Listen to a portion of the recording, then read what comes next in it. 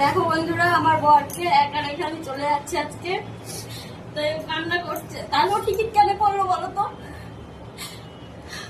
আমি কিন্তু কথা দাও সবাই সামনে 6 মাস পর আসবা, 6 মাস পর আসবা, যাই হয়ে যায় আসবে বলো।